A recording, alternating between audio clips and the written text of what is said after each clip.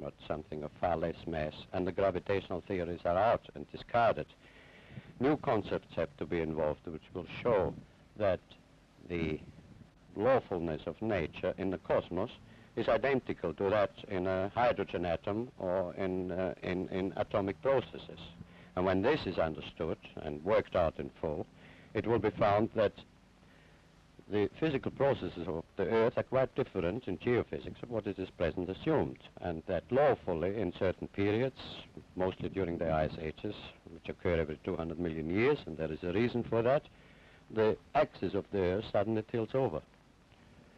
And when this happens, then you get the floods of the Bible, which were recorded before.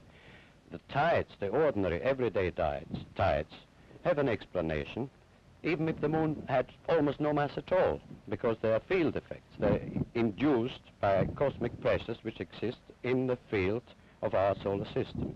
What's the benefit to mankind in your theories? Well, the first one, and the most important I would briefly put down is this. I think it is a new conception about the nature of the cosmic world and about the nature and the veracity of consciousness, conscience, of morality. At present, we have a glaring contradiction in the assertions of fundamental science.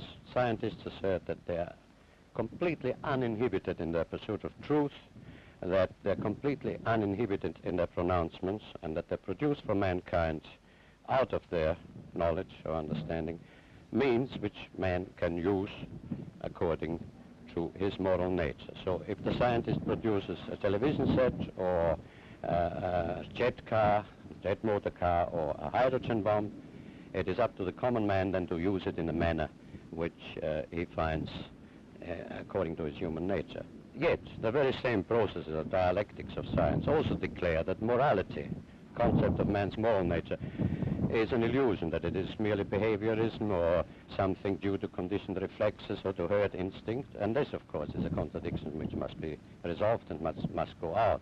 And it will be found as a consequence, what I had the privilege to see and to experience in my mind, that there is a moral law in the universe in which we partake and which is binding on us and which is decisive on our future.